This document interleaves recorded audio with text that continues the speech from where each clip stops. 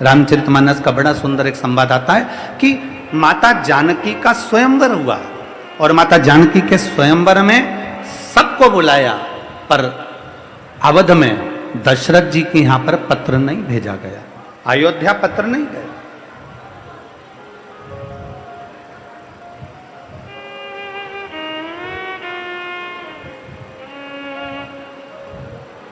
सबको आमंत्रित करा पर अवध नरेश को श्री दशरथ जी महाराज के यहां पत्र नहीं गया, अयोध्या में पत्र नहीं गया। क्यों नहीं गया?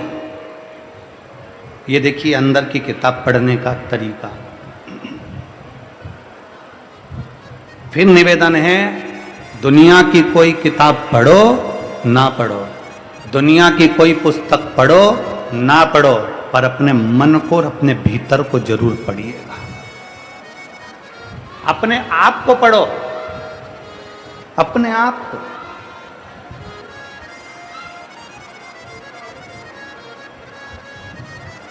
जनकपुरी से पत्र गए सभी जगह, सीता जी का स्वयंवर है, मां जानकी का स्वयंवर है, माता जानकी का स्वयंवर है, पर पत्र अयोध्या नहीं गया, अवध नहीं गया,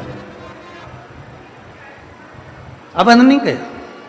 कारण केवल एक था।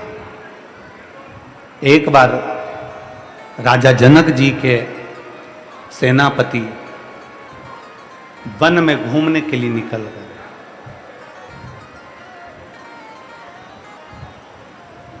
और राजा जनक जी का सेनापति जब वन में घूमने के लिए निकले,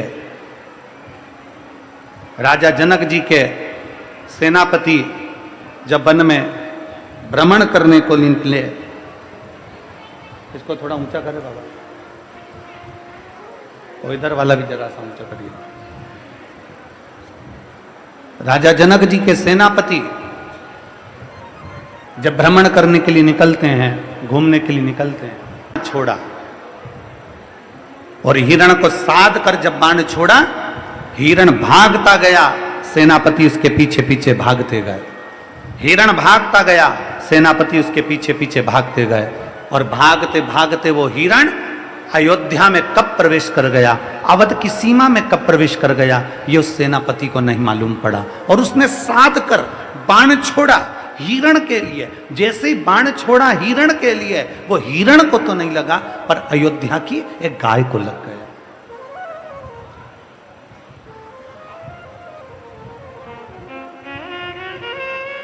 अवध की गाय को, अयोध्या की गाय को वो बाण लग गया। अवध में, अवधपुरी की उस नगरी में बाण लगने से गाय मर गई, प्राण छूट गए। सेनापति पेड़ के पीछे खड़ा हो गया, वृक्ष के पीछे, कि मेरी नगरी में मैंने हिरण को साधा था बाण और वो गाय को लग गया। और गाय वो भी अवध की, अयोध्या की।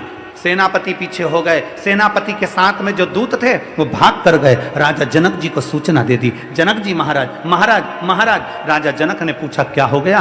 राजा जनक जी से कहा कि सेनापति ने बाण छोड़ा था हिरण को और वो बाण लग गया गाय को। गाय को?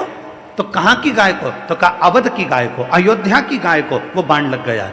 जनक जी को जैसे ही मालूम पड़ा, जनक जी आंख में आंसू भरकर गौ माता, गौ माता, गौ माता, गौ माता पुकारते पुकारते पुकारते पुकारते दौड़ पड़े, दौड़ पड़े।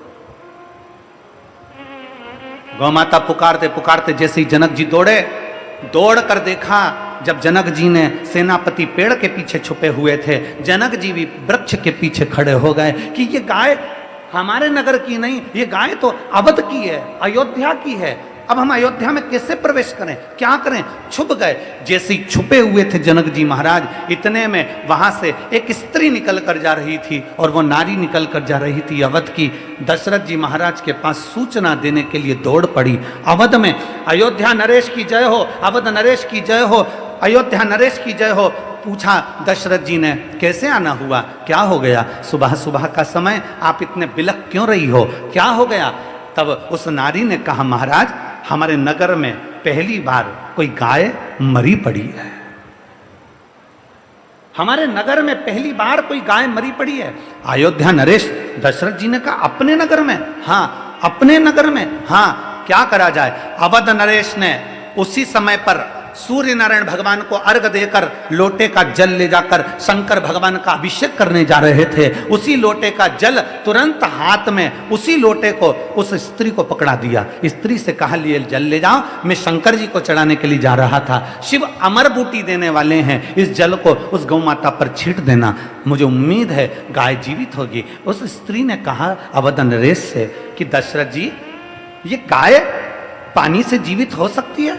अवध नरेश कहते हैं कि मैंने दिल से देव अधिदेव महादेव की आराधना करी है, मैंने दिल से सूर्य नारायण की आराधना करी है, मैंने दिल से शंकर भगवान की आराधना करी है, और मेरा विश्वास कहता है कि वो गाय जीवित होगी। अभी आपको कथा में कहा था कोई किताब पढ़ो मत पढ़ो, पर अपने मन की किताब को